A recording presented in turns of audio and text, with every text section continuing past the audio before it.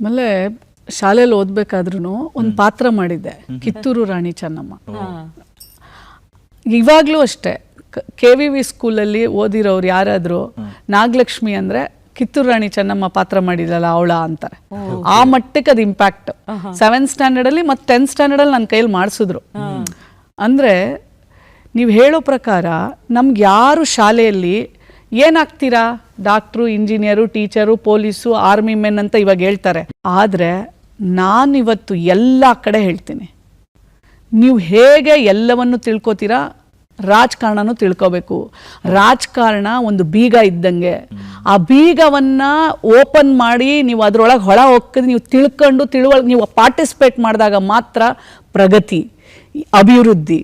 ಇಲ್ಲ ಅಂತಂದರೆ ನೀವು ಅಲ್ಲೇ ನಾವಿಲ್ಲೇ. ಡಾಕ್ಟರ್ ಅಂಬೇಡ್ಕರ್ ಒಂದು ಮಾತು ಹೇಳ್ತಾ ಇದ್ರು, ನಾವು ಇವಾಗ ಮತ ಪೆಟ್ಟಿಗೆಯಿಂದ ಇವತ್ತು ನಮ್ಮನ್ನು ಆಳುವಂಥ ಒಬ್ಬ ರಾಜ ಬರ್ತಾನೆ. ಮೊದಲಿಗೇನು ರಾಜನ ಮಗ ರಾಜ ಆಗ್ತಿದ್ದ, ಅವನೇನು ಕೆಟ್ಟವನೋ ಒಳ್ಳೆಯವನೋ ಏನಾದರೂ ಆಗಿರಲಿ ಅವನೇ ನಮ್ಮನ್ನು ಆಳೋನು. ಅವನು ಕೆಟ್ಟ ನಿಯಮಗಳು ತಂದರೂ ಅನುಭವಿಸ್ಬೇಕು, ಒಳ್ಳೆ ತಂದರೂ ಅನುಭವಿಸ್ಬೇಕು. ಇವತ್ತು ಹಂಗಲ್ಲ, ಯಾವ ರಾಜನೂ ನಮ್ಮನ್ನು ಆಳೋದಿಲ್ಲ. ನಾವು ಆಯ್ಕೆ ಮಾಡಿದಂಥವನೇ. ಅಂದರೆ ಅವನು ಒಂದು ಕೆಳಗಡೆ ಬಿದ್ದವನಿರ್ಬೋದು, ಒಂದು ಬಡವನ ಮನ ಅವನಿರ್ಬೋದು, ಅವನಿಗೆ ಅರ್ಹತೆ ಇದ್ದರೆ ಅವನು ನಮ್ಮನ್ನು ಆಳ್ತಾನೆ, ಅವನಿಗೆ ಯೋಗ್ಯತೆ ಇದ್ದರೆ. ಅಂದರೆ ಮತಪೆಟ್ಟಿಗೆಯಿಂದ ಹುಟ್ಟು ಬರ್ತಾನೆ, ಒಂದು ಗುಡಿಸ್ಲಿಂದ ಹುಟ್ಟು ಬರ್ತಾನೆ ನಮ್ಮನ್ನು ಆಳೋನು, ಅರಮನೆಯಲ್ಲ ಅಂತ ಅಂಬೇಡ್ಕರ್ ಹೇಳಿದ್ರು. ಆ ಹೋರಾಟ ಇವತ್ತು ಮಕ್ಕಳಲ್ಲಿ ತುಂಬಬೇಕು. ನಾವು ಮಕ್ಕಳಿಂದ ಪ್ರಾರಂಭ ಆಗಬೇಕು, ಅವ್ರ ಹರಿಯೋ ರಕ್ತದಲ್ಲಿ ಪ್ರಾರಂಭ ಆಗಬೇಕು, ಅವರ ಹರಿಯೋ ರಕ್ತದಲ್ಲಿ ಹೋರಾಟ ಬರಬೇಕು. ಇವತ್ತು ಸ್ವಾಭಿಮಾನದ ಕಿಚ್ಚು ಬರಬೇಕು. ಅಲ್ಲಿಂದ ಪ್ರತಿಯೊಂದು ವೇದಿಕೆ, ಆ ವೇದಿಕೆಯನ್ನು ಯೂಸ್ ಮಾಡಲಾರ್ದೆ ಕೆಳಗೆ ಇಳಿಯಲ್ಲ ನಾನು. ಅಂದರೆ ನೀವು ಅಲ್ಲಿ ಅವಾಗಲೇ ಇವತ್ತು ಬಡವ ಮತ್ತು ಶ್ರೀಮಂತನ ಮಧ್ಯೆ ಬಹಳಷ್ಟು ವ್ಯತ್ಯಾಸ ಇದೆ. ಇಲ್ಲಿಂದ ಅವನು ಇಲ್ಲಿಗೆ ಬರೋಕ್ಕೆ ಅಷ್ಟು ಸುಲಭ ಅಲ್ಲ. ಆಮೇಲೆ ವ್ಯವಸ್ಥೆನೂ ಬಿಡೋದಿಲ್ಲ. ನೀನೊಬ್ಬ P1 ಆಗಿದ್ರೆ ನಿನ್ನ ಅಲ್ಲೇ ಇಟ್ಟಿರ್ತಾರೆ. ನೀನು P1 ಇಂದ ಒಂದು ಓನರ್ ಆಗಕ್ಕೆ ಎಲ್ಲೋ ಲಕ್ಷದಲ್ಲಿ ಒಬ್ಬ. ಬಟ್ ಎಲ್ಲರೂ ಅದೇ. ಯಾಕೆ? ಅದು ಬದಲಾಗಬೇಕು. ಒಬ್ಬ ವಿದ್ಯಾವಂತರಾದಾಗ ಈಗ ನಾವು ಬೇರೆ ಬೇರೆ ದೇಶಗಳನ್ನು ಗಮನಿಸ್ತಾರೆ. ಅಂದರೆ ತುಂಬ ಸಲ ರಾಜಕೀಯ ವ್ಯವಸ್ಥೆಗಳಲ್ಲಿ ಬೇರೆ ದೇಶಕ್ಕೆ ಹೋಗಿ ಅಲ್ಲಿನ ಅಭಿವೃದ್ಧಿಯ ಸಾಕಷ್ಟು ವಿಚಾರನ ಇಲ್ಲಿಗೆ ತೊಗೊಂಡು ಬರ್ತಾರೆ. ಈ ನಿಟ್ಟಿನಲ್ಲಿ ತುಂಬ ದೇಶದಲ್ಲಿ ಎಜುಕೇಷನ್ ಇರ್ಬೋದು, ಆರೋಗ್ಯ ಇರ್ಬೋದು, ಮೂಲಭೂತ ಸೌಕರ್ಯಗಳು ಇದೆಲ್ಲವನ್ನೂ ಕೂಡ ಉಚಿತವಾಗಿ ಕೊಟ್ಟು ನಮ್ಮ ಸಾಮಾಜಿಕ ಮೌಲ್ಯಗಳನ್ನು ಹೆಚ್ಚಿಸಿ ಸದೃಢ ಮಾಡ್ತಾರೆ. ಆ ವ್ಯವಸ್ಥೆಗಳನ್ನು ಎಂದಾದರೂ ಯಾವತ್ತಾದರೂ ಅಂಥದ್ದನ್ನು ತರಬೇಕು ಅನ್ನುವಂಥ ಆಲೋಚನೆಗಳು ಯಾವತ್ತಾದರೂ ಮಾತಾಡಿದ್ದುಂಟು ಅಥವಾ ಇದೆಯಾ ಮ್ಯಾಮ್ ನಿಮಗೆ? ನೋಡಿ, ನನಗೆ ಈ ಮಹಿಳಾ ಆಯೋಗ ಅನ್ನೋದು ಒಂದು ಬಯಸದೆ ಬಂದ ಭಾಗ್ಯ. ಯಾಕಂದರೆ ನಾವೊಂದು ಸಾಮಾನ್ಯ ಮಗಳು, ಸಾಮಾನ್ಯ ನಿಮ್ಮೆಲ್ಲರಂಗೆ ನಾನು, ಆಯಿತಾ. ಮತ್ತು ತಂದೆ ಇಲ್ಲ, 20 ವರ್ಷ ಆಯಿತು ನಮ್ಮ ತಂದೆ ಇಲ್ಲ.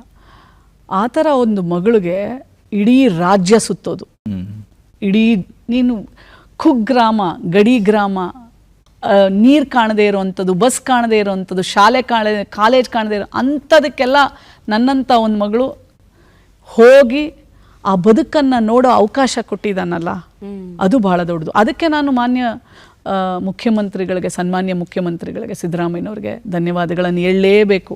ಯಾಕೆಂದರೆ ಅವ್ರು ಏನು ಬೇಕಾದ್ರೂ ಕೊಡ್ಬೋದಾಗಿತ್ತು ನನಗೆ. ಬಟ್ ಮಹಿಳಾ ಆಯೋಗದ ಅಧ್ಯಕ್ಷೆಯನ್ನಾಗಿ ಮಾಡಿದ್ರು ಅವರು.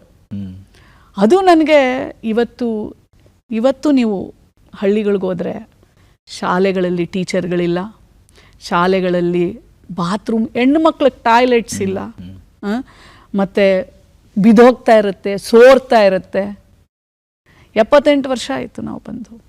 ಶಿಕ್ಷಣದ ಬಗ್ಗೆ ಮಾತಾಡ್ತೀವಿ. ಖಂಡಿತ ಒಂದು ಕಡೆ ಒಂದು ಹೆಣ್ಮಗಳು ಬಂದು ಕೇಳ್ತಾಳೆ, ಮೇಡಮ್ ನನ್ನಂಗೆ ಆಗಬೇಕು, ನೀವು ನಿಮ್ಮ ಮಕ್ಕಳನ್ನ ನನ್ನಂಗೆ ಮಾಡ್ತೀರಾ ಅಂತ ನಾನು ಕೇಳ್ತೀನಿ. ನೀವು ಮದುವೆ ಮಾಡಬಾರ್ದು, ಓದಿಸ್ಬೇಕು. ನೋಡಿ, ನಾನು ಒಂದು ಹಳ್ಳಿಯಿಂದ ಬಂದಿದ್ದೀನಿ, ನಾನು ಇವತ್ತು ಇಲ್ಲಿದ್ದೀನಿ, ನಿಮ್ಮ ಮಗಳನ್ನು ಹಾಗೆ ಮಾಡ್ತೀರಾ ಅಂತ ಕೇಳಿದಾಗ ಒಂದು ಮಗಳು ಬರ್ತಾಳೆ ವೇದಿಕೆ ಮೇಲೆ. ಹೆಂಗೆ ಮೇಡಮ್ ನಿಮ್ಮಂಗೆ ಆಗೋದು? ನಾನು ನಮ್ಮ ಸರ್ಕಾರಿ ಶಾಲೆಯಲ್ಲಿ, ನಮ್ಮ ಶಾಲೆಯಲ್ಲಿ ಟೀಚರೇ ಇಲ್ಲ, ನಮ್ಮ ಶಾಲೆಯಲ್ಲಿ ಸರಿಯಾಗಿ ಪಾಠ ನಡೆಯಲ್ಲ, ನಿಮ್ಮಂಗೆ ನಾನು ಹೆಂಗೆ ಆಗಬೇಕು ಮೇಡಮ್, ನೀವು ಹೇಳಿ ಉತ್ತರ ಅಂತ ಅಲ್ಲೇ ಕೇಳಿದ್ಲು ನನಗೆ. ಇಮ್ಮಿಡಿಯೇಟ್ಲಿ ನಾನು ಎಜುಕೇಷನ್ ಕಮಿಷನರಿಗೆ ಫೋನ್ ಮಾಡಿದೆ. ಆ ಊರಿನ ಶಾಲೆಗೆ ಬಂದು ನೀವು ಬನ್ನಿ, ಅಲ್ಲಿ ಏನೇನು ಅವ್ಯವಸ್ಥೆ ಇದೆ ಅದನ್ನು ಸರಿಪಡಿಸಿ.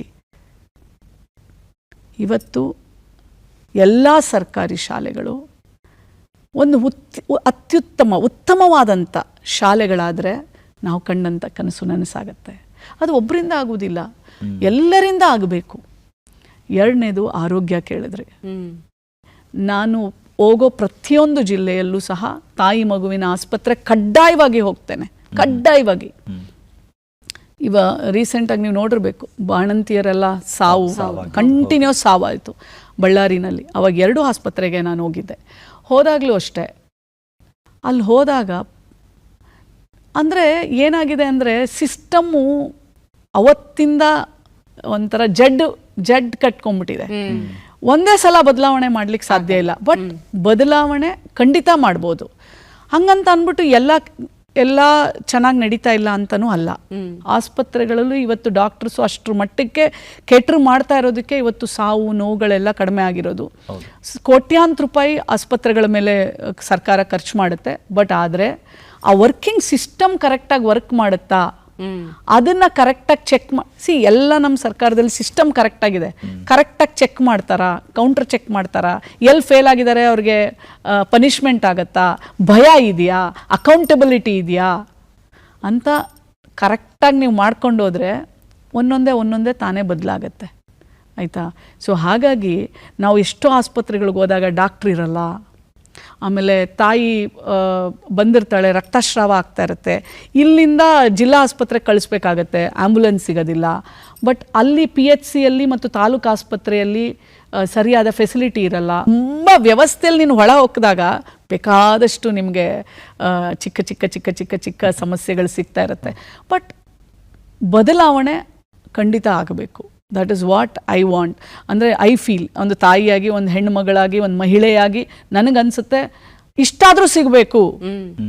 ಸೊ ನೀವು ಒಂದು ಹಾಸ್ಪಿಟ್ಲಿಗೆ ಹೋಗಿದ್ದೆ, 2 ಬಾತ್ರೂಮ್ ಬೀಗ ಹಾಕಿದ್ದಾರೆ, 2 ಅಂತೂ ನೀವು ಹೋಗೋಕ್ಕೆ ಆಗಲ್ಲ. ನಾನು ಬರ್ತೀನಿ ಅಂದ್ಬಿಟ್ಟು ಒಂದು ಈ ಥರ ಒಂದು ಕರ್ಟನ್ ಹಾಕ್ಬಿಟ್ಟು ಬಿಟ್ಬಿಟ್ಟಿದ್ದಾರೆ ಶಿಫ್ಟ್ ಮಾಡಿ. But I went and check. ನಾನು ಹೇಳಿದೆ, ಇಲ್ಲಿದ್ದವರು ಪೇಷಂಟ್ಸು ಎಲ್ಲಿ ಹೋಗ್ತಿದ್ರು ಇಮ್ಯಾಜಿನ್ ಮಾಡಿ. ಪೇಷಂಟ್ಸು ಅವರಿಗೆ ಬಾತ್ರೂಮ್ ಈ ವ್ಯವಸ್ಥೆ ಎಲ್ಲಿ ಹೋಗ್ತಿದ್ರು ಅನ್ನೋದೇ ಗೊತ್ತಿಲ್ಲ ನನಗೆ. ಕೆಲವೊಂದು ಕಡೆ ಬೀಗನೇ ಹಾಕ್ಬಿಟ್ಟಿರ್ತಾರೆ. ಅಂದರೆ ಅಷ್ಟೊಂದು ಬಡವರು ಅಂತಂದರೆ ತಾಸಾರ. ಓಕೆ, ಈ ಎಲ್ಲ ವ್ಯವಸ್ಥೆಗಳನ್ನು ಯಾವುದೇ ನೀವು ತಗೊಂಡ್ರು ರಾಜಕೀಯನೇ. ಸೊ ಇವತ್ತಿನ ಮಕ್ಕಳಿಗೆ ನಾನು ಎಲ್ಲರಿಗೂ ಹೇಳ್ತೀನಿ, ಆಕ್ಟಿವ್ ಆಗಲಿ ಪ್ಯಾಸಿವ್ ಆಗಲಿ, ಇವತ್ತಿನ ಯೂತ್ ಎಸ್ಪೆಷಲಿ ಏನ್ ಬೇಕಾದ ಬದಲಾವಣೆ ಮಾಡೋಷ್ಟು ಶಕ್ತಿ ಅವರಲ್ಲಿದೆ. ಅವ್ರು ಎಲ್ಲರೂ ಇನ್ವಾಲ್ವ್ ಆಗಬೇಕು, ಏನ್ ನಡೀತಾ ಇದೆ ಅಂತಾದ್ರೂ ತಿಳ್ಕೋಬೇಕು.